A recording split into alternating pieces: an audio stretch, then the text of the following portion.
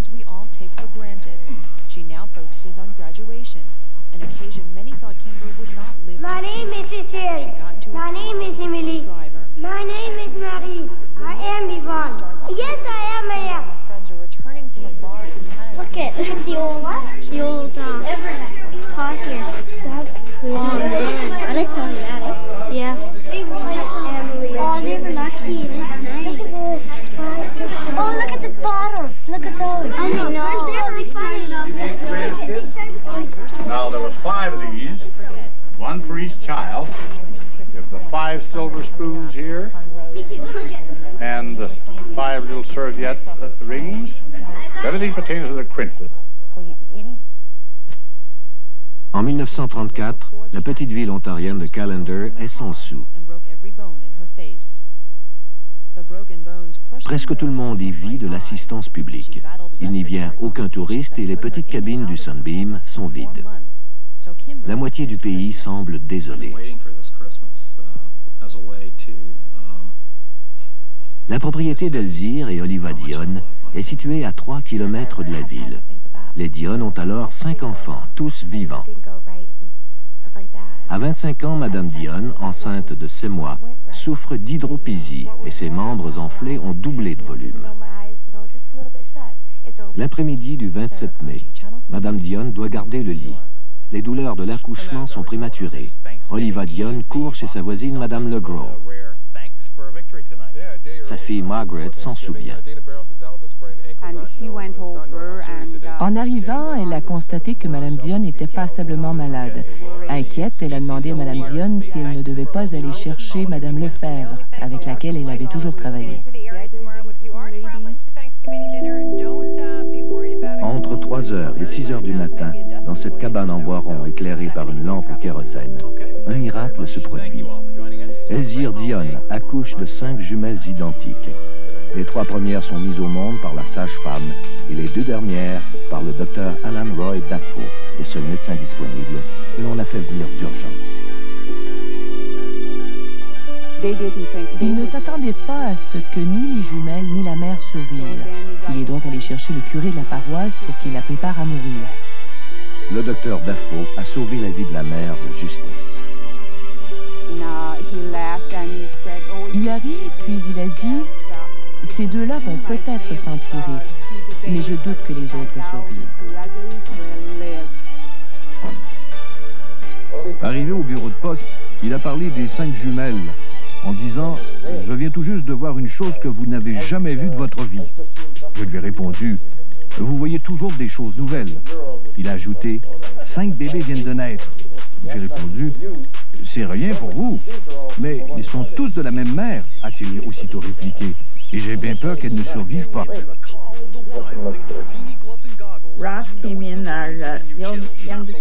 À cette époque, lorsqu'une chatte accouchait de 5 petits, si on ne parvenait pas à les donner, il fallait les noyer. Ralph, notre fils cadet qui n'avait alors que 4 ans, avait entendu dire à l'école qu'on allait noyer les bébés. Et il est accouru à la maison pour me demander si je pouvais lui faire obtenir un de ses bébés. Ils m'ont demandé un panier pour les petites. Je leur ai donné un panier à linge et ils les ont couchés sur un oreiller. Une serviette suffisait à les couvrir, tellement ils étaient minuscules. Par contre, elles avaient les plus grands pieds que j'ai jamais vus chez un bébé. De grands pieds, de grandes mains, et le reste de leur corps était tout petit, comme des poupées.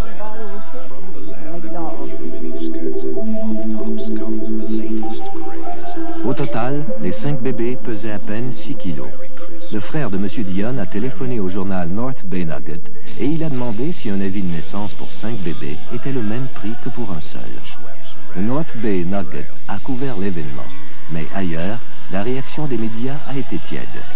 Voici le télégramme que le journaliste à la pige Art Hill a alors reçu d'un journal de Toronto. On lui demandait un court reportage sans plus.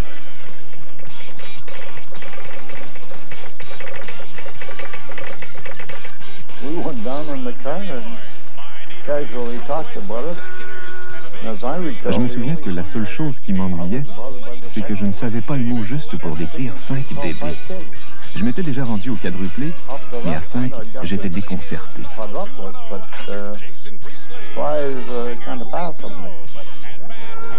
Le journaliste Art Hill fut le premier à interviewer le père des jumelles Dionne.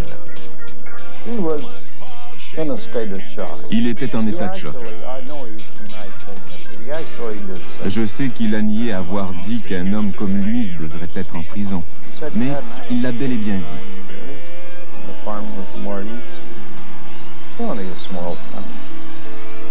Il a ajouté qu'il était sans sous depuis 9 ans, et aussi que sa petite exploitation agricole était hypothéquée. Peut-être se reprochait-il d'avoir mis d'autres enfants au monde, alors qu'il était couvert de dettes et pouvait à peine subsister.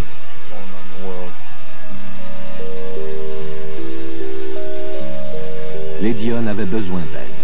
Ce fut la première mission que se voyait confier l'infirmière Yvonne Leroux. Il n'y avait évidemment pas de téléphone, d'eau courante, de chauffage, ni d'électricité. Aucun confort. Pendant les 48 heures qui ont suivi, Yvonne Leroux a tout fait pour maintenir les bébés en vie. La mère ne pouvait les allaiter, et sans lait maternel, elles allaient mourir. Il a fallu attendre 52 heures pour que cela parvienne à Callander. La ville était alors bondée d'étrangers, au nombre desquels se trouvait l'as reporter de Toronto Star, Gordon Sinclair, qui avait apporté plein de vivres et était accompagné d'une infirmière. Mrs. Dionne took a strong dislike to her, and she said in French, I knew enough French to what she was saying, are you in English? Are you Anglais, you know? And then the girl said yes. And you speak no French? Just about 24 hours from now, at my house. Are you a Catholic? Me, the entire family. No. Just about 24 hours. Yeah. Out now! Just Out! about 24 hours. And that was in English, that out. Out you go! 24 hours from now, Thanksgiving dinner, I predict my most Uncle upset Earl about, will turn to me and say, of course it was foolish to send an English-speaking Protestant. Yeah, what a foolish thing. Entre-temps, le père était assailli par les caméramans de nouvelles. Nous voyons d'autres images du père des jumelles Dionne. Nous avons donc surveillé les toilettes dans la cour arrière, en nous disant qu'il finirait bien par y aller. Mais il n'y est pas allé. Quand vous avez tourné ce reportage, est-ce que vous vous rendiez compte que c'était probablement l'un des plus importants à l'époque? Franchement, non. Ni moi ni personne, et cela jusqu'à ce que Chicago s'y intéresse.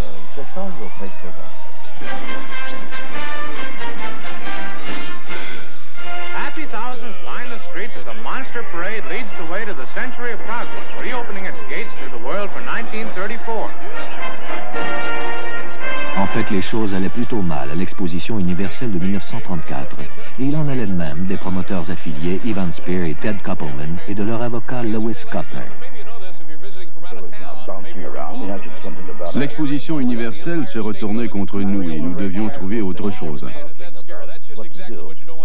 Je feuilletais les pages du Chicago American et presque à la toute fin du journal, je suis tombé sur un entrefilet de 5 lignes qui parlait de la naissance des quintuplés de Monsieur et Madame Oliva Dionne à Callander en Ontario, etc.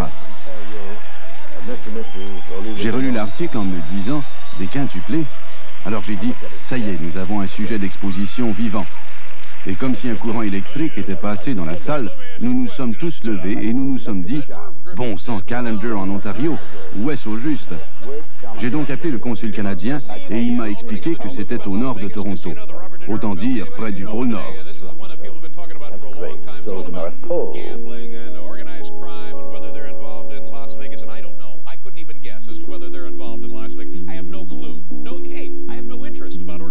Dionne avait demandé conseil au seul homme en qui il avait confiance, le curé de sa paroisse, le père Daniel Routier, qui lui a conseillé de discuter avec les promoteurs de Chicago. Il s'agissait d'un miracle, et on fait tout pour préserver un miracle. Nous avons donc insisté pour que l'on ne déplace les bébés qu'avec le consentement du médecin traitant et en prenant toutes les précautions qui s'imposaient.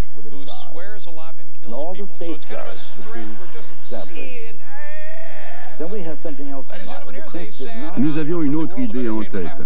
Si les quintuplés ne survivaient pas, nous allions monter une exposition en nous servant de reproduction des jumelles, immergées dans une solution colorée semblable au liquide amniotique.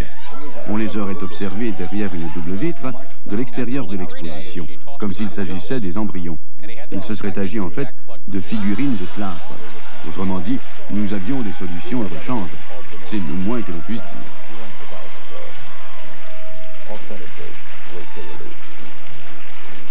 Mais l'objectif réel de Cotner, c'était de présenter les 5 jumelles vivantes à l'exposition de Chicago.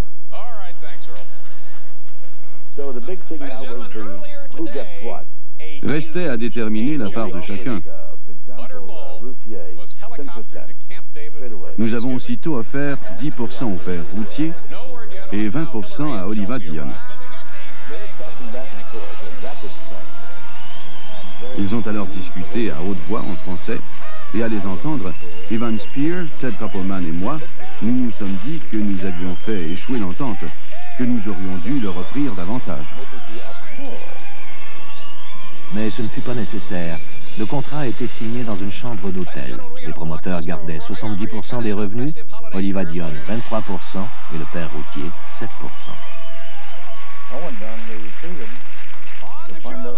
Je suis allé le voir afin de savoir pourquoi il avait gardé une part de 7%. Il m'a répondu qu'il considérait que cette naissance était un miracle et qu'à ce titre, les quintuplés étaient redevables à l'Église et au diocèse.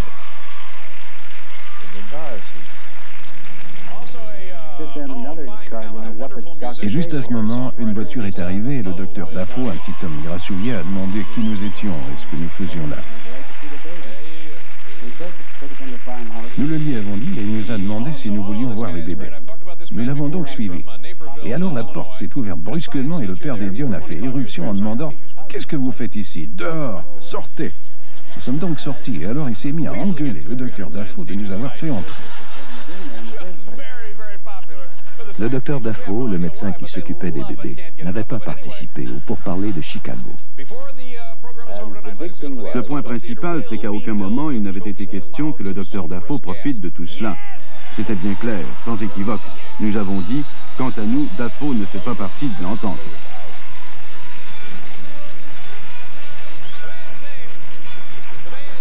Le lait maternel réfrigéré arrivait maintenant par train. De retour des négociations, Dionne allait le chercher en voiture, mais il songeait au voyage à Chicago. À son retour, il m'a demandé si je voulais y aller avec eux. J'ai répondu « Non, monsieur, il n'en est pas question ». Je ne savais pas ce qu'il était allé faire là-bas, et bien sûr, à la première occasion, j'ai prévenu le docteur Dafoe. Le docteur Dafoe a refusé de continuer de s'occuper des jumelles si on les bougeait d'1 pouce.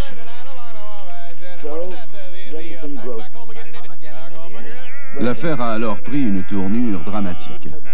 Nous avons lu en gros titre, en lettres de 3 pouces, à la une du Toronto Sun, je crois, des promoteurs de Chicago s'apprêtent à kidnapper nos quintuplés. Et les reportages se sont succédés.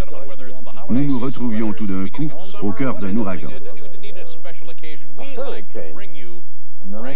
Dès que j'ai revu un autre prêtre, je lui ai demandé ce qu'il était advenu du père Routier. Il a répondu « Je ne sais pas, mais je ne serais pas surpris s'il était maintenant plongeur quelque part dans une école pour garçons. » À son retour, Ivan a dit que la confusion régnait, que les Dionne hésitaient et que c'était le docteur Dafoe qui était en charge. C'était effectivement le médecin qui dirigeait. Dans ce litige à propos du contrat de Chicago, la population l'appuyait unanimement et le rôle du méchant incombait à Oliva Dionne. Personne ne tenait compte du fait qu'il avait signé ce contrat sur les conseils d'un prêtre et qu'il l'avait aussitôt désavoué. Il y a eu un tollé qui a convaincu le gouvernement qu'il devait intervenir afin de protéger les enfants et la réputation de l'Ontario. Le premier ministre de l'Ontario, Mitchell Hepburn, a suivi la volonté populaire. Son procureur général a obtenu une injonction qui retirait aux parents la garde de leurs enfants. L'Assemblée législative ontarienne a ensuite voté une loi spéciale qui plaçait les jumelles sous la tutelle de la couronne. Oliva Dionne a dû accepter. Il fut éventuellement nommé un des tuteurs des enfants avec le docteur Dafoe, mais il ne devait plus jamais serrer la main du médecin. Joseph Sedgwick, qui était alors au gouvernement, s'en souvient. Il en voulait beaucoup au docteur Dafoe, et selon certains, il aurait dit que ce n'était pas à Dafoe qu'il devait d'avoir vu le jour, mais bien à Dieu.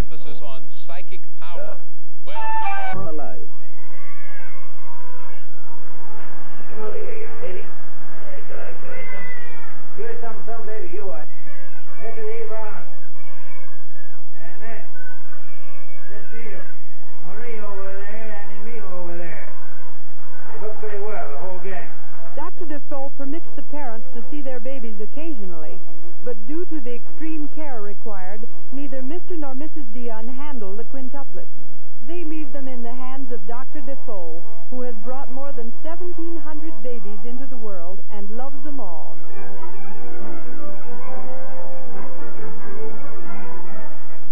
Well, here's good luck to the Empire's most famous citizen.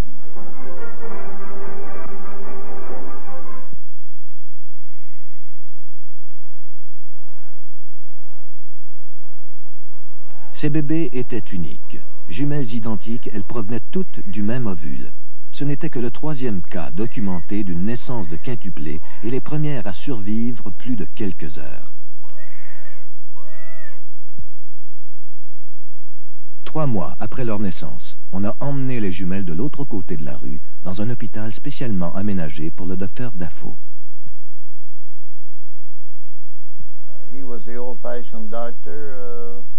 C'était un médecin vieux jeu qui faisait sa tournée dans le Nord. S'il entrait chez des patients et constatait qu'ils souffraient d'un rhume ou d'autre chose et qu'ils avaient besoin d'air frais, eh bien, il pouvait casser une vitre pour laisser entrer l'air. Et s'il jugeait qu'ils avaient besoin d'un stimulant, il leur donnait un petit coup de brandy. Pour les jumelles, eh bien, c'était du rhum.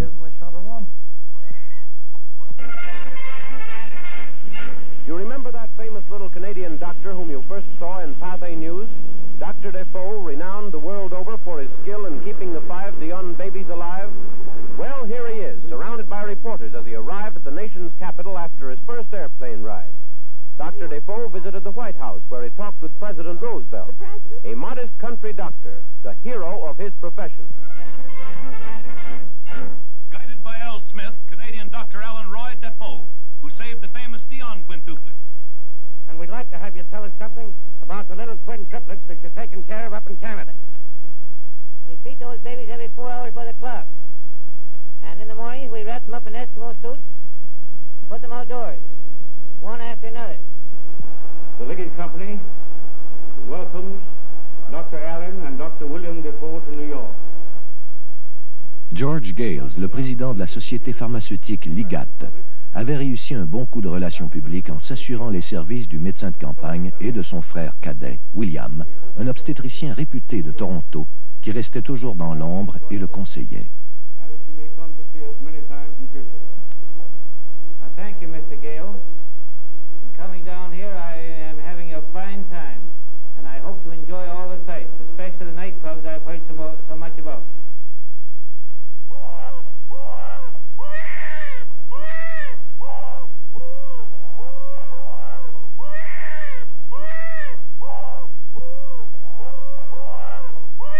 Pendant ses absences, le docteur Dafoe était remplacé par un jeune médecin de la ville, le docteur J.P. Hamblin. Il constata les limites médicales du docteur Dafoe. Selon vous, il n'était pas particulièrement compétent. Oh non. Vous a-t-il déjà parlé des quintuplés? Vous donnait-il des conseils? Non, pas vraiment. Il fallait en fait gérer la situation. S'il y avait un problème, je téléphonais aussitôt au docteur Alan Brown. Alan Brown, le pédiatre le plus célèbre en Amérique, l'inventeur du pablum, le tyran du fameux Sick Children Hospital de Toronto, était le véritable conseiller médical des quintuplés. Voyez-vous, on ne m'a payé que $100. Et j'ai couru un risque énorme. S'il était arrivé quoi que ce soit à ces bébés dont j'avais la garde, c'en était fini de ma carrière médicale.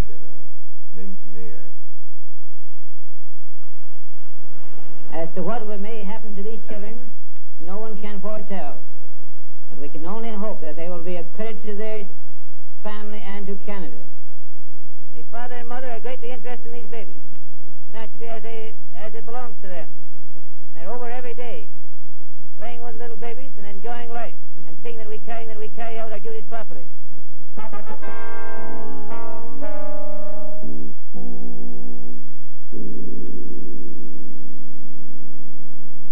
La journaliste Phyllis Griffiths du Toronto Telegram a réussi à obtenir une rare interview avec Madame Dionne chez elle. On se rendait compte qu'elle était triste, que les petites lui aient été enlevées. Son mari traduisant en anglais. Elle espérait que les mères n'étaient pas toutes tristes comme elle, de ne plus avoir ses enfants. Their mother misses them, and so do I. Even though I'm just a father, I often wonder if they don't miss us too. I remember my own mother, and I believe that nothing could take the place of a mother's love and care.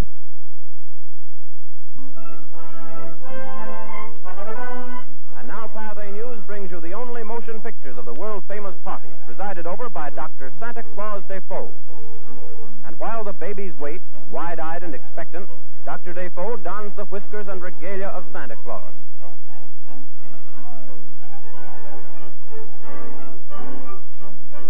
Every bit the jolly old elf, who looks more like Santa than Santa himself. And now Pathé News will follow the quintuplets through 1935, and we wish them all a happy new year. Par un froid matin de janvier 1935, Oliva Dionne et sa femme ont quitté leur petite ferme pour la première fois depuis leur voyage de noces dans la vallée de l'Outaouais. Leur départ provoque un tollé.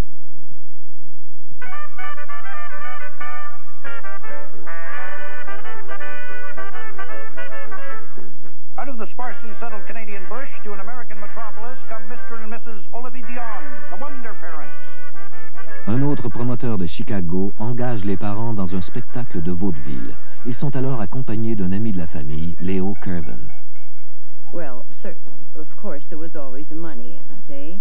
Il va de soi que c'était une question d'argent. Monsieur Dionne n'avait pas beaucoup d'économies. Il avait besoin d'argent pour se battre pour garder les enfants. C'était une vraie bataille, vous savez. Et pourtant, les journaux ont été très durs envers Léo et son ami Oliva Dionne. Les journaux étaient en fait entièrement défavorables aux Dionne et ils les ridiculisaient constamment.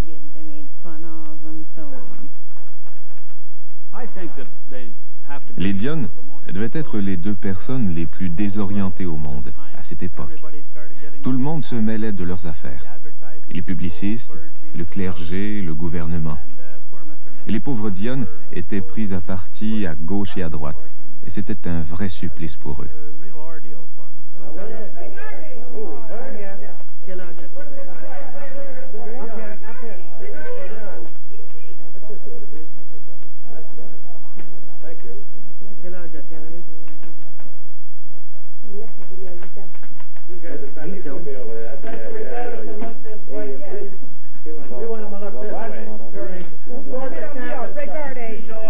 We can't do that.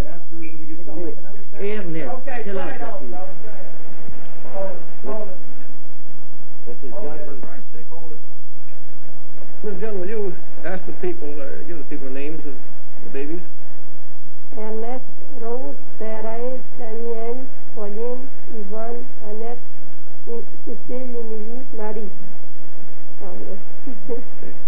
Right. Look over here and smile. Look over here. Tout cela était une promotion pour une semaine de brèves prestations sur la scène du théâtre Oriental 5 fois par jour, et l'omniprésent Lewis Kuttner était de la partie. Ils attendaient en coulisses. Ils arrivaient très timides et on les présentait. Oliva Dionne disait quelques mots et sa femme ajoutait très discrètement « merci » et ils quittaient la scène. Les gens les applaudissaient et faisaient toutes sortes de commentaires.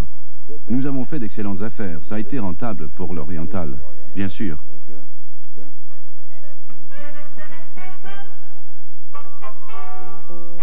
La tournée de Chicago mit le premier ministre ontarien Hepburn en colère.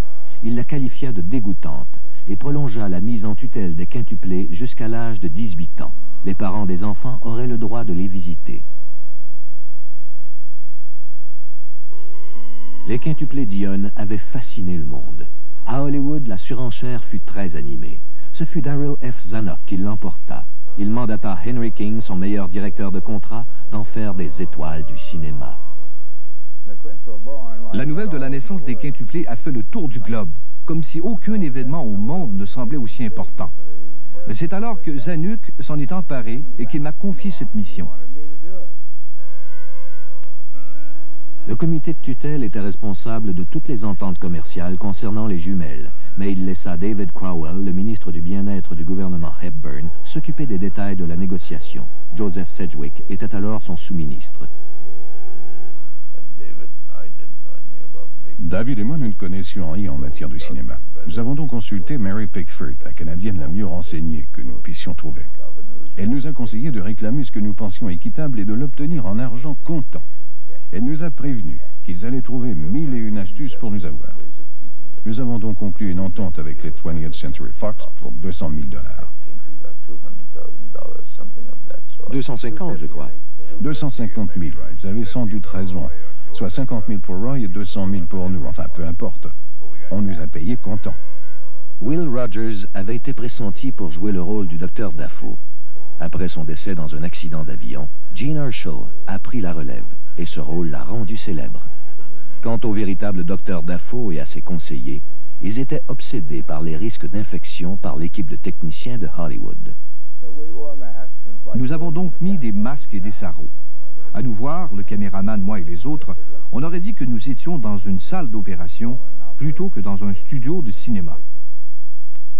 Le tournage des jumelles attira des journalistes du monde entier. Pour une fois, les journalistes étaient plus nombreux que l'équipe de tournage. Il y avait beaucoup de neige et ils se réunissaient dans la cour. J'avais accepté de descendre rencontrer les journalistes dans la cour une fois le tournage terminé. C'était bien pire que le tournage en tant que tel.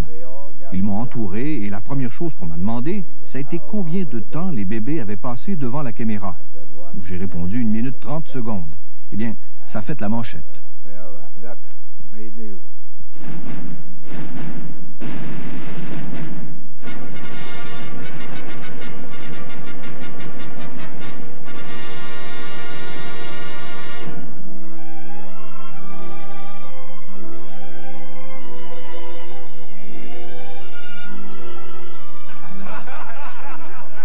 What is it, Laser? Can you come now, Doc? Right away. You don't mean that... Let's go. You better take a little tonic for the start. Doc, is all that for me? Don't ever let anybody think they can tease you about babies, Asa. It's good to have babies.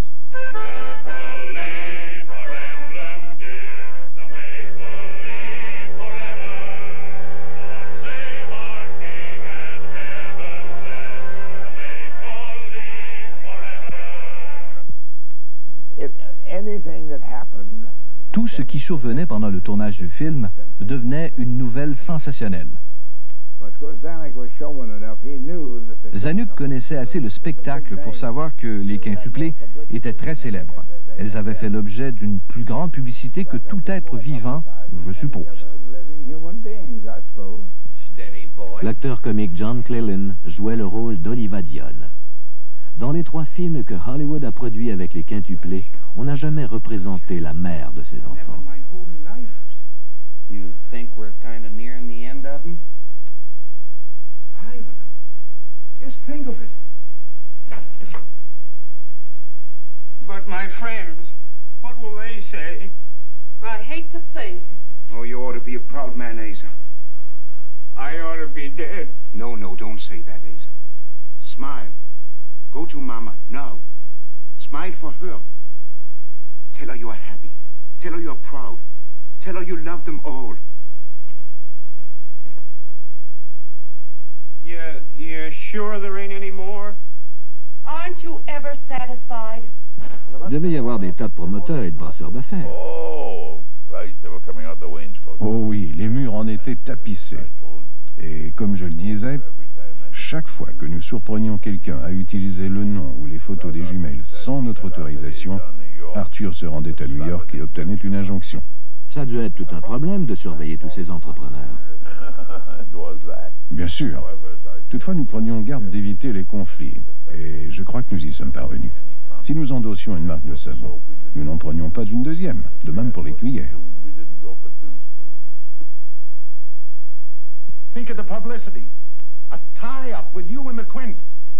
You've got to stop there on your way to New York. Hello, Duke. Come on back to the office. I want to talk to you. I got a tip that Christine Nelson just topped the train to Moostown to sign the Quints. Now listen, Duke. We want that broadcast, and I don't care what you do to get it. That's all I wanted to know. Hey, Mr. Lester.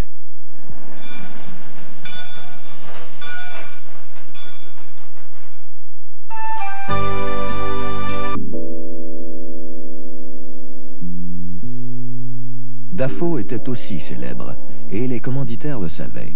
Ils insistaient pour obtenir l'endossement du médecin autant que celui des bébés. Avant la fin des films, Dafoe avait amassé une somme équivalente à $1 million actuels.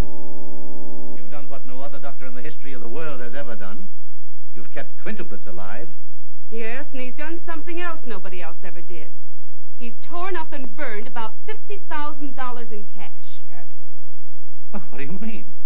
Just look at these telegrams and letters. Read one of them.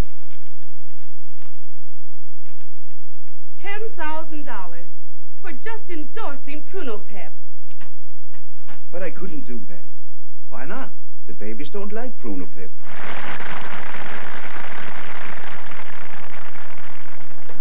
The Order of the British Empire. And permit me to congratulate you, the greatest of all country doctors. Le monde voulait un héros, un saint, originaire d'une petite ville. Et le docteur Dafoe, cet humble médecin de campagne, sans prétention, convenait parfaitement.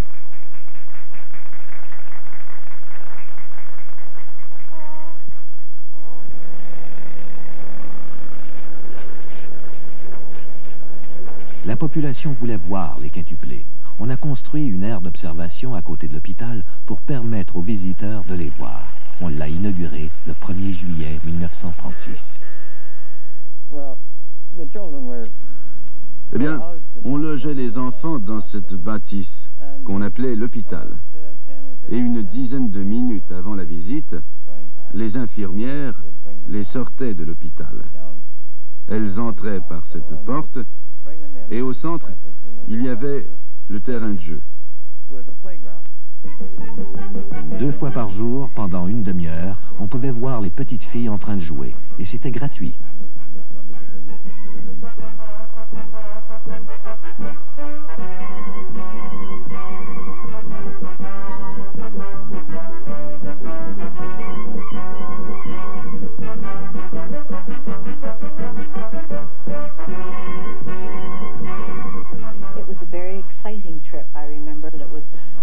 Ça a été un voyage sensationnel. J'étais ébahie de voir ces 5 jumelles identiques en pleine action. Mais il y avait comme une ambiance de zoo. Il y avait plein de gens qui disaient « Regarde ceci, regarde cela ».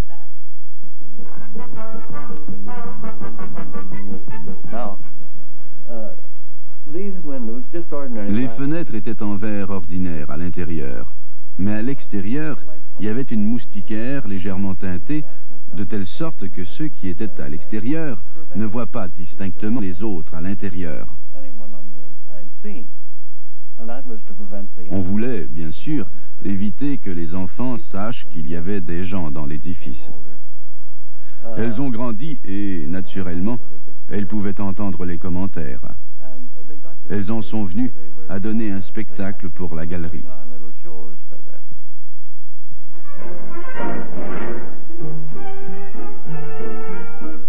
Do you remember our earlier pictures of the Dion sisters doing their dance in the nursery? Well, this is their outdoor dance. Annette is the star of this show. She's heard about the ostrich burying his head in the sand, says he can't be seen. So Annette goes down and stays down.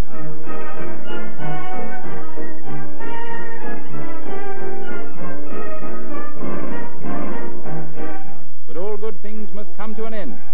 So it's goodbye until the next time. 1937, c'est l'année où tous ces Yankees affluaient pour voir les quintuplés. Il en venait 3000 par jour en moyenne. À la fête du travail, ils étaient environ 12 000. Il devait y avoir des bouchons de circulation. Nous étions 3 qui avions l'habitude de rester au coin de la rue pendant environ 1h30 et nous n'avons jamais vu d'accident. Pendant les années Dionne, 3 millions de personnes sont montées dans leur voiture et sont venues dans le nord de l'Ontario. Ces 5 enfants sont devenus un actif de 500 millions de dollars pour la province.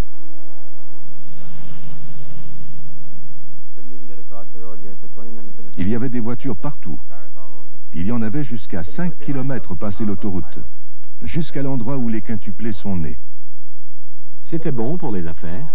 Bien sûr, on faisait toutes sortes d'affaires ici à l'époque. Il y avait 5 pompes ici? 5 pompes, et chaque pompe portait le nom d'une fillette. Je ne me souviens peut-être pas de tous les noms. Voyons, il y avait Émilie, Yvonne, Annette, Cécile et Marie. C'est tout. Chaque jumelle avait sa pompe.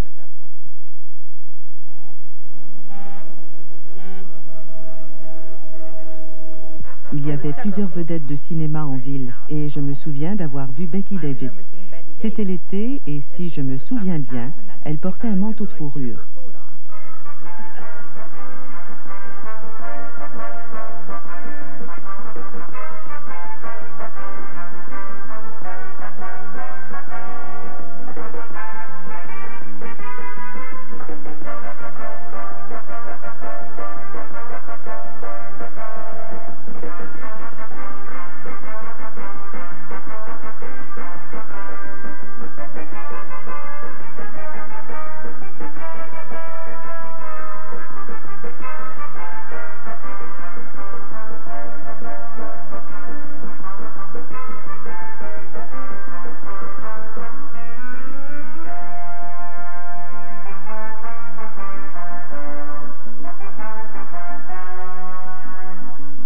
Il devait y avoir une foule terrible à ce moment-là. Oh oui, ils se mettaient à crier, ils entraient et demandaient combien coûte ceci, combien coûte cela. Ils s'attendaient à ce qu'on leur réponde sans tenir compte des autres clients. Ils voulaient tous envoyer une carte postale de Callender. Tout le monde voulait envoyer une carte postale. On nous en faisait parvenir dans des enveloppes en nous demandant de les affranchir pour ceux qui ne pouvaient pas venir à Callender et qui voulaient faire croire à leurs amis qu'ils y étaient. Pourquoi? Pourquoi venait-on à Callender? En partie pour fuir le quotidien, en partie parce que c'était la chose à faire à ce moment-là, mais aussi parce que pendant cette décennie de guerre et de difficultés économiques, ces 5 petites filles étaient un véritable miracle. Une merveille de la vie, le miracle de la survie.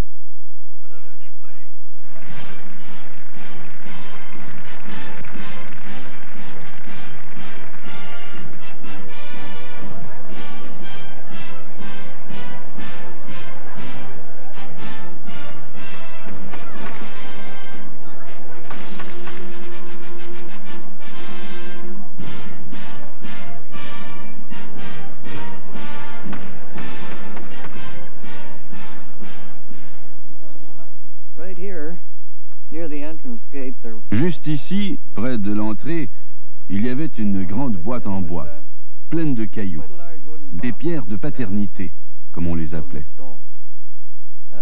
Les gens les emportaient, comme souvenir.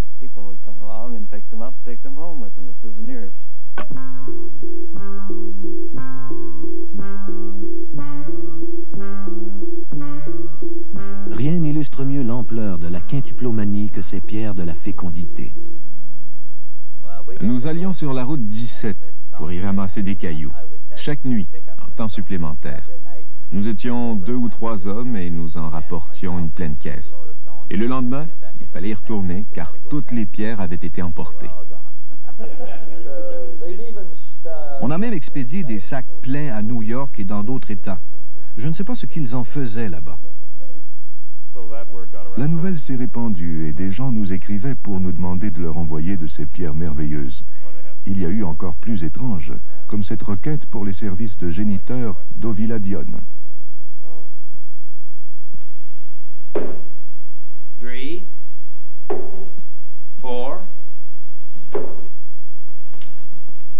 5 in a row. Doggone it, Asa. For the last 4 years, you've had the darndest run of luck I ever seen. It ain't luck. It's technique, Jim. Technique. Oh, ça a été dur pour lui, quoi qu'on en dise.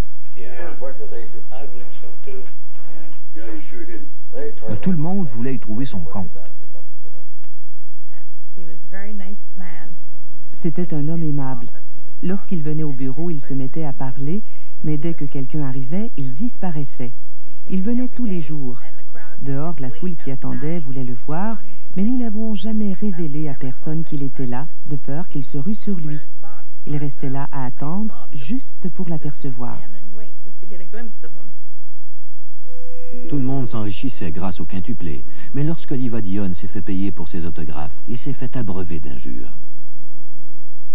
And now, ladies and gentlemen, we will hear from the object of all our affections, the man who is responsible for the quince, Dr. John Luke.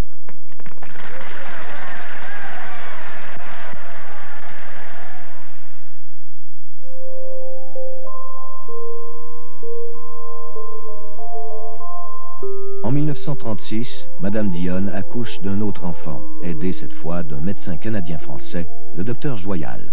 Dans la cabane en bois rond des Dionne, le docteur Dafoe n'était plus le bienvenu. Il n'avait pas d'amis et traitait les autres avec dédain. Donc personne ne l'aimait.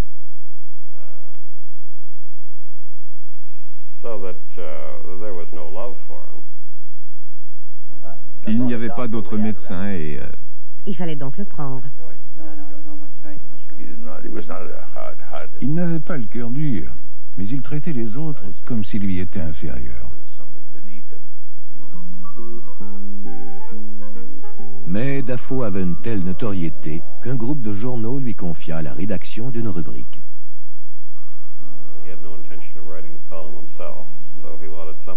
Il n'avait aucune intention d'écrire seul cette rubrique. Il fallait donc quelqu'un pour la rédiger à sa place, et j'ai eu ce poste. Mon travail consistait à dépouiller le courrier, et lorsqu'on écrivait à propos des enfants qui sucent leurs pouces, mouillent leur lit ou qui ont la rougeole, je consultais les ouvrages médicaux pertinents et je rédigeais un texte d'environ 500 mots à triple intervalle dans un langage accessible à tous. En principe, le docteur Dafoe devait réviser ce texte, l'adapter dans ses propres mots et, au besoin, le compléter d'anecdotes personnelles. Mais en fait, il était très paresseux. Et la plupart du temps, il l'envoyait tel quel à Cleveland.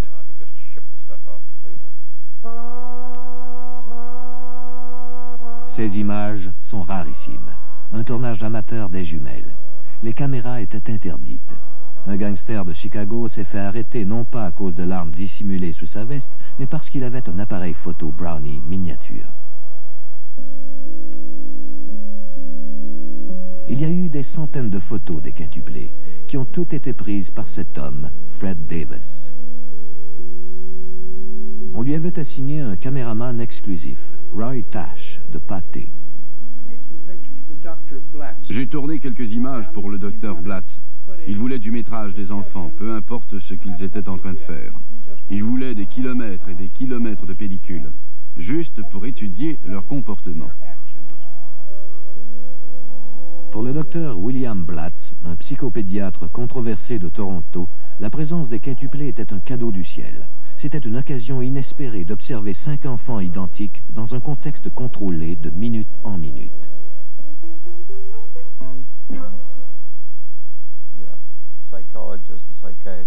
Des psychologues et des psychiatres sont venus observer les quintuplés par train privé. Après leur visite, alors que le monde entier s'attendait à ce qu'ils disent quelque chose d'important, ils ont simplement rajouté « Ce qu'elles sont mignonnes, elles sont adorables ».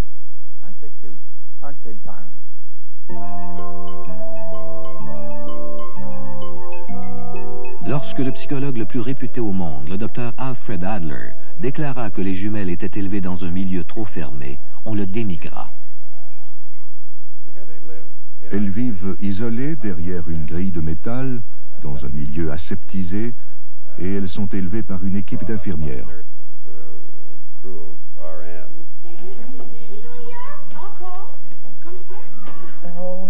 J'y ai passé 1 an et demi, et jamais elles n'ont mis le pied dehors. Dans la maternelle, il n'y avait pas vraiment de salon. Il y avait une salle à manger, mais on n'y trouvait pas le mobilier habituel. Il n'y avait pas de vaisselier ou de buffet, juste une table et des chaises, tout ce qu'il y avait de plus commun. Je me plaisais à dire qu'elles étaient les plus pauvres petites filles riches que j'ai connues, parce qu'elles n'avaient aucun contact avec le monde extérieur. Because they had no contact with the outside world.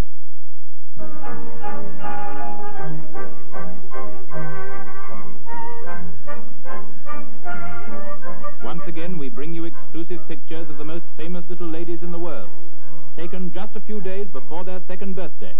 And are they shy? The big bad wolf couldn't be shyer. Did you ever see a prettier ballet? What about this acrobatic stuff? Nanny certainly knows how many bends make five. Well, we'd keep them on their tricycles. Eh bien, nous essayons de les maintenir sur leur tricycle et de leur faire faire un tour pour que tout le monde puisse les voir. Cela se passait assez bien, sauf quelquefois lorsque les parents s'en sont mêlés. Mais ça n'était pas très important. Quel genre d'ingérence? Ils venaient et ils essayaient d'empêcher les petites de faire ce que nous leur demandions de faire. Mais nous en venions à bout très facilement. Quand vous dites « ils venaient », vous voulez dire qu'ils... Oui, ils entraient dans l'enclos. Pas souvent, mais à quelques reprises, il a fallu les retenir.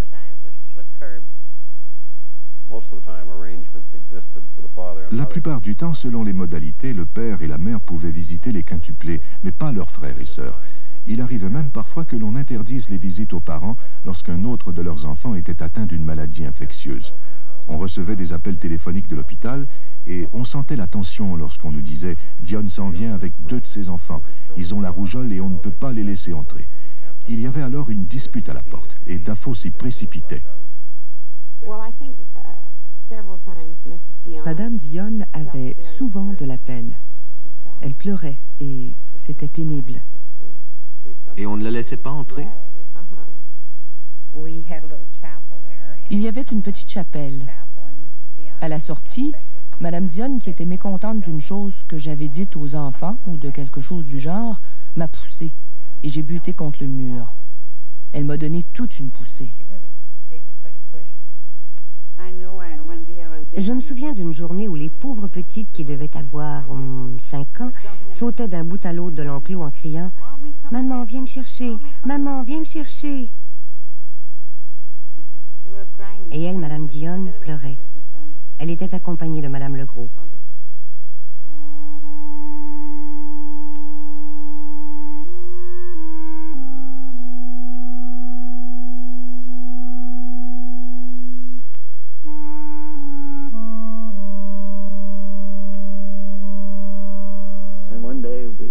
Un jour, nous avons surpris le père en train de se glisser sous la clôture. Les enfants étaient vraiment malades?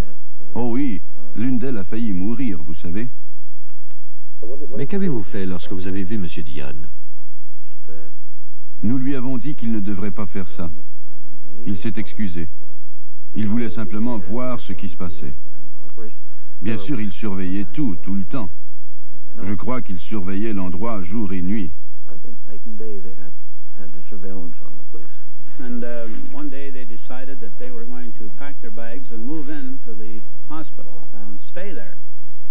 They went right down to the hospital and went in. Un jour, ils ont décidé de faire leur bagage et de s'installer à l'hôpital. Monsieur et Madame Dionne sont entrés avec leurs valises. L'agent Snell était là. Je l'ai suivi, mais je n'ai pas pu entrer. Ils sont allés dans une chambre de l'hôpital et ils ont discuté pendant plus d'1 heure. Il a eu recours à son éloquence pour les convaincre de laisser tomber et de rentrer chez eux.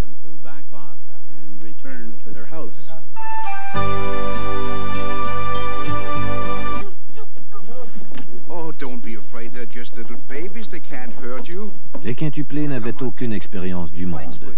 Ce qui était normal pour les enfants ordinaires pouvait très bien les effrayer.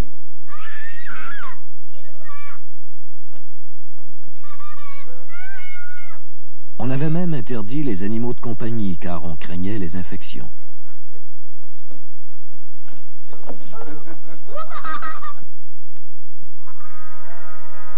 Lieutenant Governor Bruce left as the King's representative in the province of Ontario. With his wife and son, His Excellency is received by Dr. Defoe on his first official visit to this district. I don't think anyone can realize, without seeing these 5 little babies, exactly what a thrill it gives one to visit them in their own little hospital and under normal conditions. And all as a consequence of the scientific treatment which they had from the day of their birth. Cette loi de mise en tutelle relève du fascisme. C'est une aberration d'avoir adopté une loi pour s'emparer des enfants d'une famille.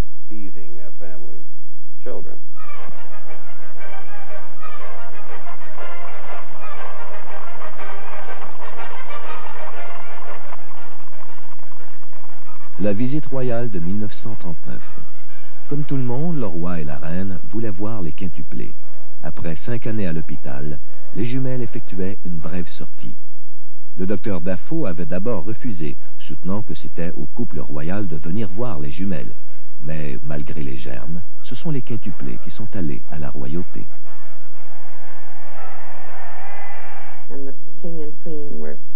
Le roi et la reine sont entrés et, bien sûr, dès que le prince les a aperçus, leurs petits visages se sont illuminés. Elle n'avait jamais vu une aussi belle dame. La reine leur avait apporté des fleurs et elle était charmante. Les fillettes ont couru vers elle. Elle s'est mise à genoux et elles l'ont embrassée. Elle voulait ensuite embrasser le roi, mais bien sûr, il n'en était pas question.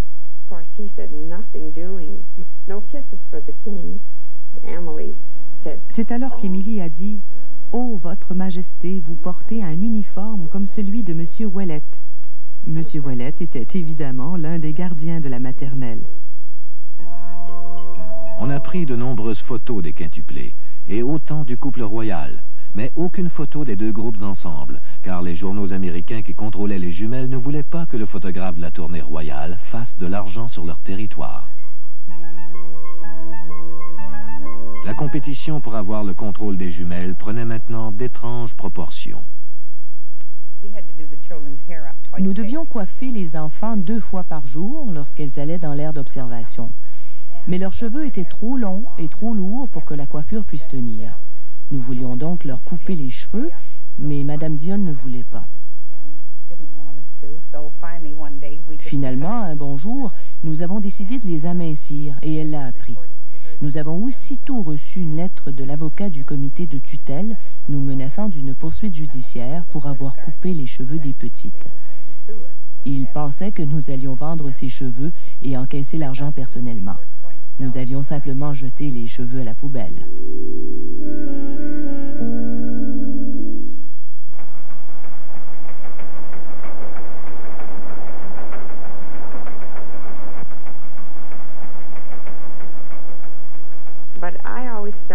J'ai toujours pensé qu'ils étaient tous 2 jaloux des enfants. La mère et le père pensaient que le médecin leur volait l'affection des enfants et vice-versa. Les visites des parents et des frères et sœurs des jumelles étaient maintenant plus fréquentes et cela engendrait de la confusion. Elles étaient bien jusqu'à l'arrivée des parents ou d'un membre de la famille. On pouvait sentir comme une tension. Elles s'éloignaient de nous pendant la visite. Pensiez-vous qu'ils se rebellaient déjà contre le médecin? Ah oui, c'est certain. Le coup d'envoi de la dégringolade d'Alan Roy Dafoe eut lieu à New York lors d'un événement très annoncé. Au printemps de 1939, le cirque Saints and Sinners avait présenté une scénette dont le personnage central était un médecin. Dionne se sentit visé et ridiculisé, et il poursuivit.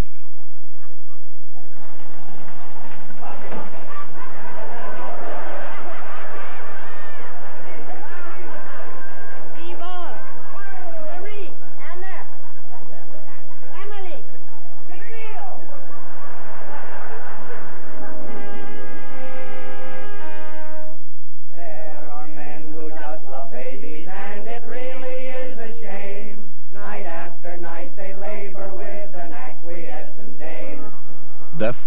en fait victime de sa propre image. Il n'était ni le saint que les médias avaient fabriqué, ni l'homme jovial et sociable qu'il prétendait être en public. Je ne pense pas qu'aucune des personnes avec lesquelles il frayait n'ait été proche de lui. Il traînait sa carapace avec lui, mais en fait, c'est l'homme le plus seul que j'ai jamais connu. C'était renversant. Je ne me souviens d'aucune circonstance à caractère purement social, comme la visite impromptue d'un ami. Je ne me souviens pas que cela se soit produit. Dafoe en train de discuter simplement avec un ami, jamais ça ne s'est produit. Et c'est ici, dans de drôles de circonstances, au terme de sa carrière, que Alan Roy Dafoe est venu le plus près de dévoiler une partie de l'homme qui se trouvait derrière l'image. Nowadays, I used to be a doctor, I am yet, and now I'm a kind of a doctor and a general manager and a publicity agent, and I don't know. Anyhow, I have a swell time. I like this job because you meet such many darn swell fellas. It's not what you do, but you go all over, and I find everybody very decent. I haven't met very many crooks in my life. I suppose there are some, but I wasn't especially bright at school. I just pulled along, you know. I'd rather be reading Nick Carter than the book on medicine and so on. That's quite true. And after I got through, I had a family, you know. They're very ambitious, very aspiring. You know, they wanted to go places. I wanted to go back in the bush and be quiet. La tutelle faiblissait. Hepburn avait congédié David Crowell et Joe Sedgwick. Un nouveau gérant d'affaires tentait de démêler les finances des quintuplés, mais ce mandat s'avérait difficile, car Crowell refusait de lui remettre ses registres. Dafoe, qui faisait déjà l'objet d'une poursuite, fut poursuivi à nouveau. Cela allait dévoiler ses ententes commerciales, ce que ni lui ni le gouvernement ne souhaitaient. Dion gagnait. Le petit fermier minable était devenu un homme d'affaires prospère et il avait un avocat. Il avait appris à connaître les médias. Il pouvait désormais compter sur l'appui de quelques journalistes et il s'était rallié des membres du clergé catholique romain, des nationalistes canadiens-français et les jumelles elles-mêmes. Pour Dafoe, c'était le début de la fin. Ces images sont les dernières que l'on ait tournées du médecin avec les quintuplés. Oliva Dion et ses alliés avaient exigé que les enfants soient élevés comme des francophones catholiques et ils utilisaient cet argument pour obtenir l'expulsion du médecin anglophone. Tout d'un coup, les jumelles ont refusé de parler anglais, même à la radio. Eh bien, les enfants devaient chanter « There will always be an England ». Et à la dernière minute, elles ont refusé catégoriquement. Elles ne voulaient plus rien dire. Voulez-vous jouer un note?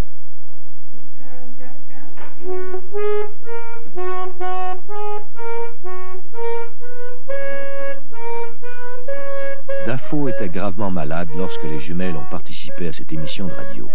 On n'est même pas parvenu à les convaincre de lui souhaiter un prompt rétablissement.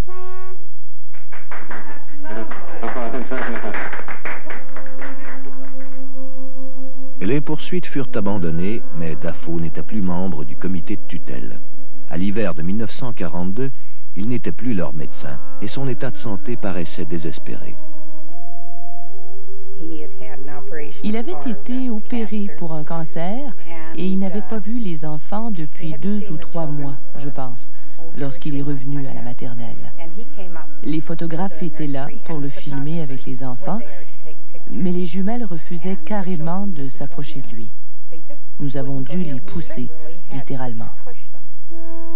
Il est mort quelques mois plus tard, mais la nouvelle de son décès a été occultée par la couverture de la guerre qui s'intensifiait.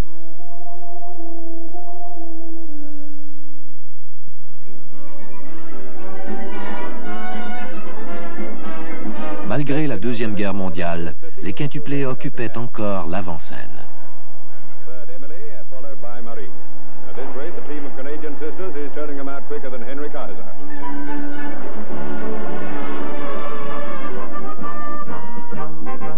Lors de la dispute qui opposait le Québec et le Canada anglophone quant à la guerre et la conscription, la francité des 5 petites filles devenait un atout. Elles vantaient maintenant les mérites des obligations de guerre comme si c'était du dentifrice ou du savon.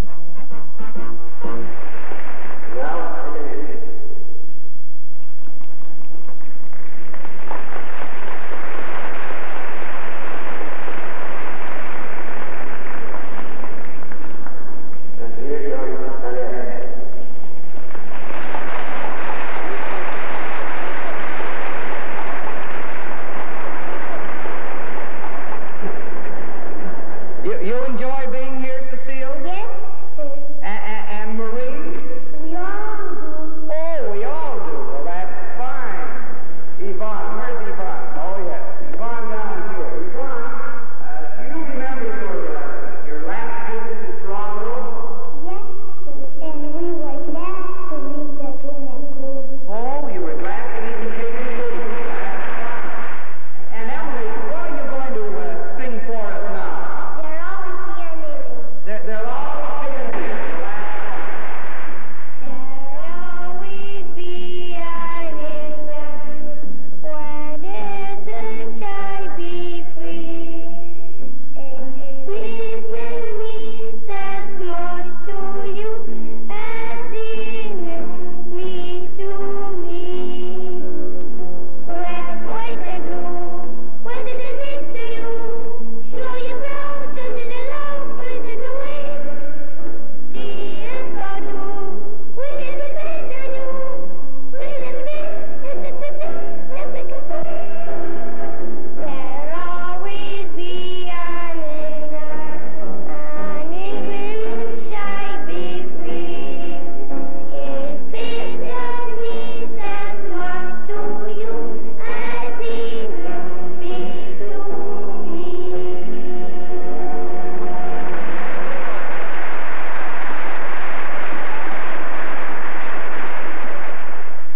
Yes. Well, it's a natural hair. Well, look at the clothes. I know. There's That's the bedroom they were born in. Yep. And that's the basket they placed them in the line. You see them on the wall there. They weigh 13 pounds, 5 ounces, the 5 together.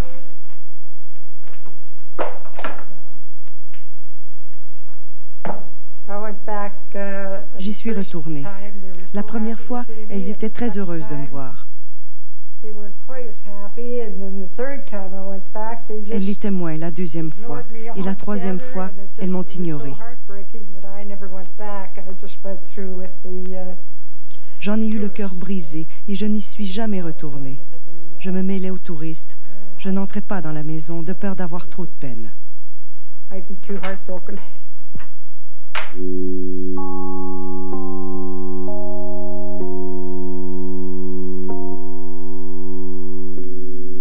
Au printemps 1943, l'aire d'observation est demeurée fermée. Le spectacle était terminé.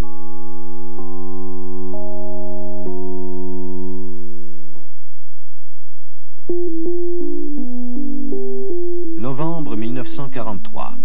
Le gouvernement de l'Ontario termine la construction d'une maison destinée à la famille Dionne réunie.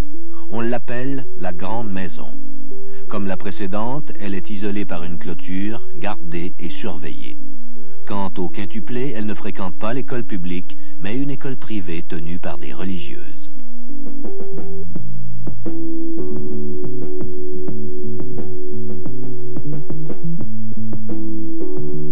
Devant les reporters caméramans accourus pour filmer leur réaction, les 5 jumelles jouent les écolières modèles. À première vue, Oliva Dionne a gagné. Était-il préoccupé par la réunification de sa famille, au point d'avoir complètement oublié de songer à ce qui attend les Dionne au-delà de ce moment?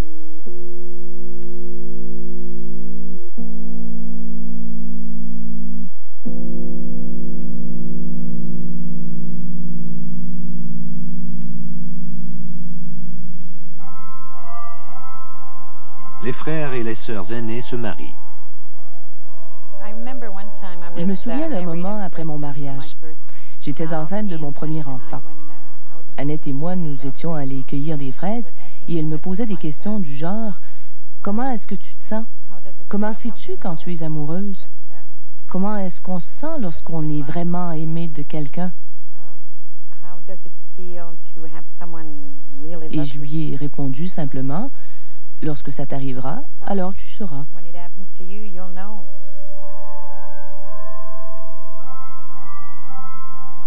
Pour permettre à ces 5 filles d'avoir des contacts avec le monde extérieur, Oliva Dionne fonda une école spéciale.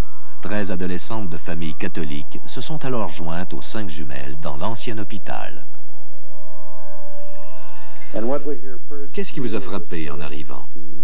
Les barbelés et ce long édifice, comme voûté. Je me suis dit, bon, on sent que ça a l'air isolé et que ça me semble grand. Connie Vachon était dans la classe des jumelles Dionne. Elles étaient très fermées. Elles avaient encore peur même de nous. Elles ne nous parlaient pas longtemps.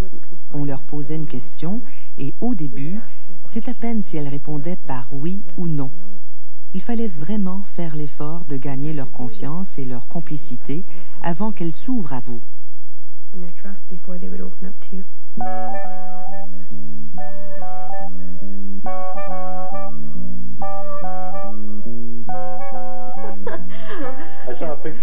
J'ai vu une photo de toutes ces filles pendant une leçon de danse. Et vous n'alliez pas danser avec les garçons? Mon Dieu, non. Non, pas du tout. Nous ne sortions pas, sauf pour aller au cinéma ou faire rôtir des pommes de terre sur un feu de camp, à l'orée du bois. La journaliste Phyllis Griffiths a été invitée à la grande maison et elle a rencontré les jumelles. Je n'ai pas pu leur poser tellement de questions, car elles m'en posaient sans arrêt. À quoi ressemble la vie à Toronto? Comment s'habillent les jeunes torontoises? Qu'est-ce qu'elles font? Est-ce qu'elles sortent seules? À partir de quel âge? Et ainsi de suite. J'avais franchi le cap de l'adolescence et j'étais assez au courant. Et elles m'ont interrogée pendant une bonne demi-heure. Et vous avez senti leur solitude? Oh oui, elles se sentaient horriblement isolées du reste du monde. La famille faisait tout pour vivre normalement. Mais personne n'a songé au problème d'adaptation des quintuplés avec les 5 autres enfants de la famille.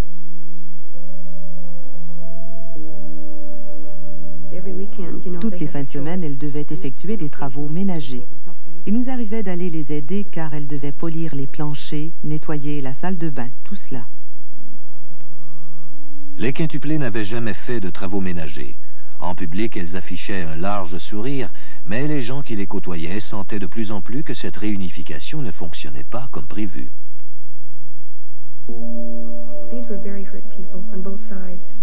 Ils avaient tous beaucoup souffert de part et d'autre, et je ne pense pas qu'on puisse avoir le même attachement envers ses frères et sœurs et ses parents lorsqu'on n'a pas vécu avec eux pendant les 8 ou 9 premières années de sa vie. Elles devaient bien sentir, à cause de cette agitation autour d'elles, qu'elles étaient un peu spéciales. Il y avait une certaine tension entre elles et leurs frères et sœurs. Pensez-vous que leurs frères et sœurs leur en voulaient? Certainement, mais ça se comprend. Il y avait du ressentiment de part et d'autre. Il y avait de l'amour également, mais je pense qu'il était éclipsé par le ressentiment. Les 5 filles vivaient dans la même maison que nous. Elles couchaient là tous les soirs et le matin, elles partaient toutes pour l'école. Pardon, 4 seulement. Émilie vivait et dormait avec nous. Comme vous le savez, elle était épileptique. Est-ce que ces crises étaient fréquentes? Très fréquentes. 2 ou 3 par jour à l'école. Avec des convulsions? Oui, mais pas toujours. Parfois, elle avait un peu d'écume à la bouche et elle devenait bleue. On avait peur au début, mais après un certain temps, on s'y est habitué. Parfois, lorsque quelqu'un laissait tomber une règle, nous tournions toute la tête et nous étions prêtes à nous précipiter vers Émilie, voyez-vous. Mais ce n'était pas elle et elle baissait la tête, l'air penaud, car elle savait que nous avions peur.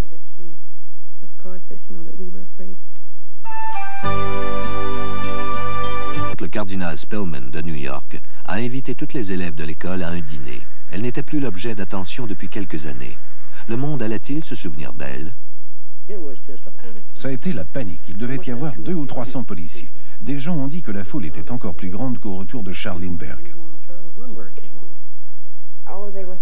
Elles étaient ravies, comme le sont les adolescentes, vous savez. Et elles ont surtout apprécié les attentions des policiers, de beaux policiers.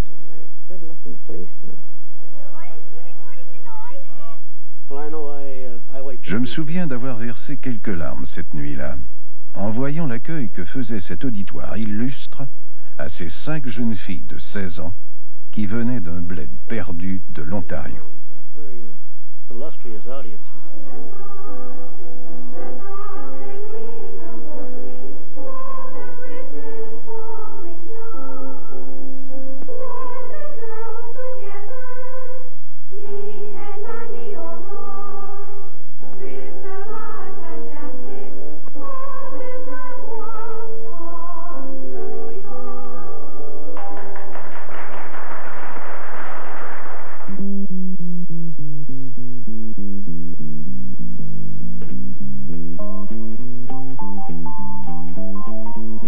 Les calendriers de l'époque idéalisaient les quintuplés et entretenaient l'illusion qu'elles étaient des adolescentes normales. L'avenir des quintuplés semblait assuré.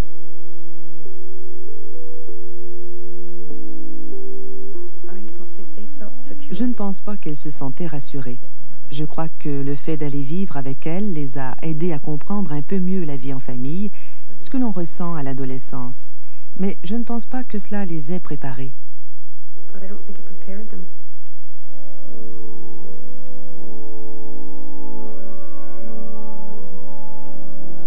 Marie voulait devenir religieuse, tout comme Émilie. Il semblait bien qu'elles allaient passer toute leur vie cloîtrées d'une manière ou d'une autre. Ni l'une ni l'autre n'envisageait se marier ni avoir des enfants, comme si elles se disaient qu'elles n'étaient pas faites pour le mariage. Les artistes dessinateurs de calendrier ont continué d'idéaliser les 5 jumelles identiques jusqu'au 6 août 1954. Emily is gone. She of the world-famous Dionne quintuplets, the only quintuplets to live to maturity. Now, at 20, Emily passes on. A long time, though secret illness, epilepsy, contributing to her death. She was considering entering a convent when her life's chapter closed.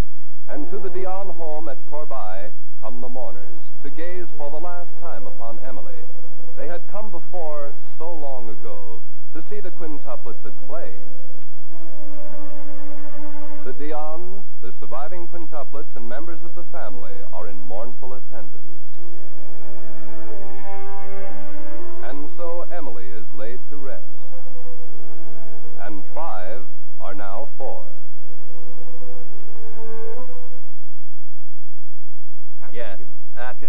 Oui, après les funérailles, ils ont déposé des fleurs ici. 1 heure après, il n'en restait plus une seule. Et la pelouse? Ils ont même pris les brins d'herbe tout autour.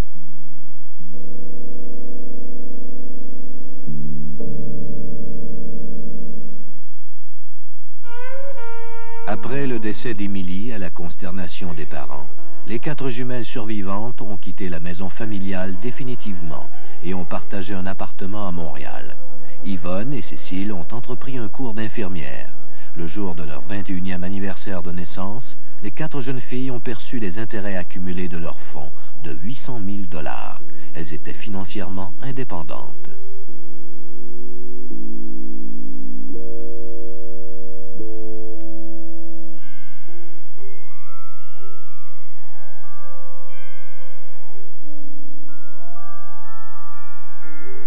Décembre 1955.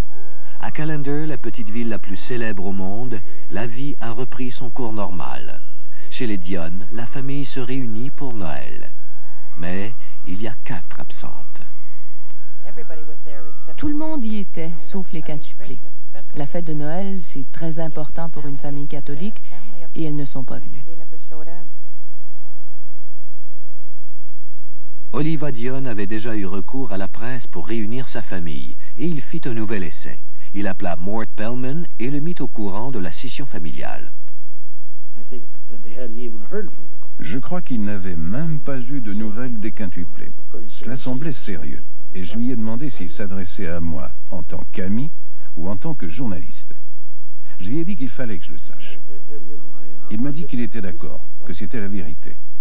J'ai fait parvenir mon article à la presse canadienne le 27 décembre.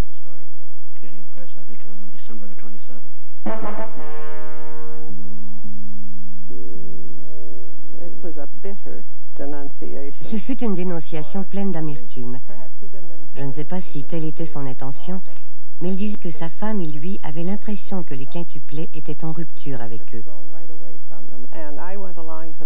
Je suis allée à l'hôpital trouver Cécile. Je lui ai expliqué la raison de ma présence.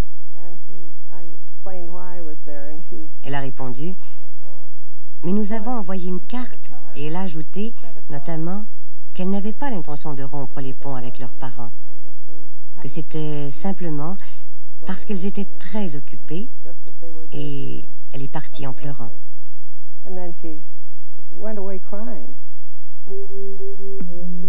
Lorsque la nouvelle a été connue, les médias ont une fois de plus convergé sur Callender. La veille du jour de l'an, 3 quintuplés sont arrivés en voiture depuis Montréal et elles se sont garées devant la grande maison.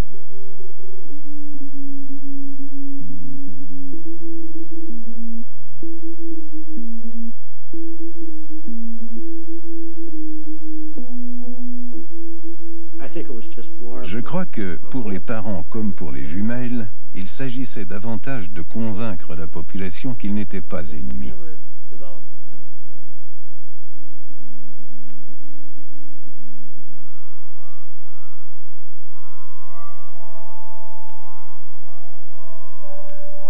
Deux mariages ont suivi.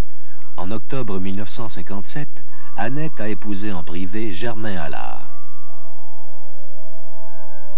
Elle avait fait sa connaissance au collège et c'était le seul homme qu'elle avait connu. Les parents des quintuplés sont venus à Montréal pour le mariage. Lors d'une cérémonie beaucoup plus faste, Cécile a ensuite épousé un technicien à l'emploi de Radio-Canada, Philippe Langlois. Comme sa sœur, elle n'avait pas fréquenté d'autres hommes. Le mariage coûta 10 000 $.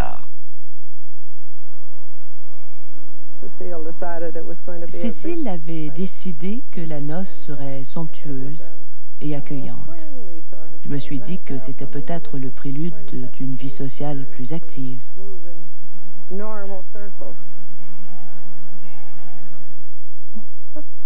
À l'âge de 23 ans, les sœurs Dionne faisaient encore la manchette et les médias, toujours en quête d'inédits, cherchaient à connaître les détails de leur vie privée. Elles ont dit qu'elles avaient détesté la grande maison, qu'elles trouvaient leur père distant, peu affectueux et trop possessif, qu'on ne leur avait pas accordé la moindre indépendance, que le fonds d'1 million de dollars établi à leur nom les avait isolés des autres. En un mot, qu'il y avait eu beaucoup plus d'argent que d'amour dans leur vie. Il était clair que leur passage de l'hôpital à la grande maison avait constitué un choc culturel assommant pour elles. I think everything has been written about what's been said from every paper around the world. And I imagine that there was plenty said about everything that was going on. And I feel that at this time it's about time to have a little privacy. Ce fut la dernière déclaration publique d'Oliva Dionne. Le jeune cultivateur était devenu un homme amer et désillusionné, victime d'événements dont le contrôle lui échappait complètement. Il se retira avec sa femme dans le petit bungalow qu'il avait construit de l'autre côté de la route, en face de la ferme d'antan.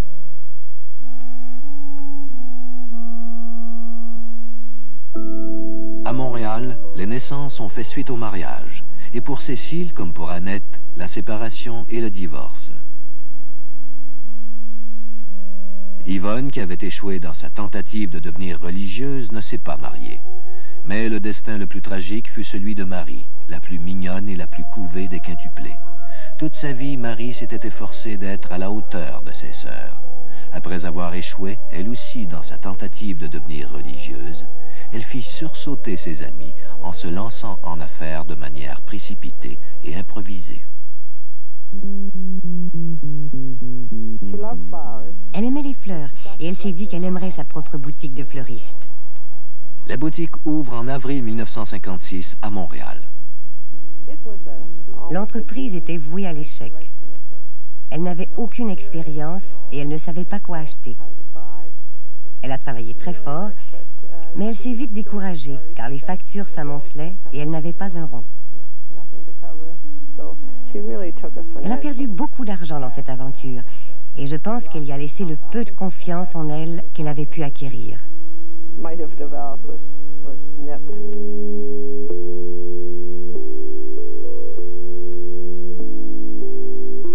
Marie a épousé Florian Houle, un homme de 14 ans son aîné. Elle ne savait rien faire à la maison. Elle ne pouvait pas élever des enfants, cuisiner, ces choses toutes simples. Elle ne pouvait pas rendre une maison accueillante. 6 ans plus tard, après avoir eu 2 enfants, le couple se séparait à son tour. Ces 2 enfants furent confiés en permanence à un foyer d'accueil. Un jour, il y eut une bagarre. Accusée de voies de fait, Marie fut finalement acquittée, mais elle se détériorait physiquement et mentalement. En février 1970, son corps fut retrouvé sans vie dans son appartement de Montréal. Elle était morte depuis plusieurs jours.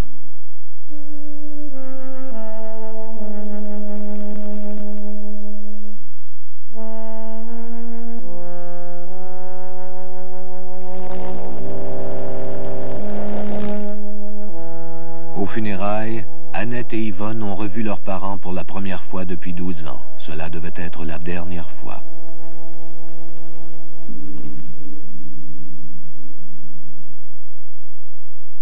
Aujourd'hui, les 3 jumelles survivantes ont choisi de vivre en recluse à Saint-Bruno, en banlieue de Montréal, séparées de leur famille comme elles l'ont toujours été dès leur naissance.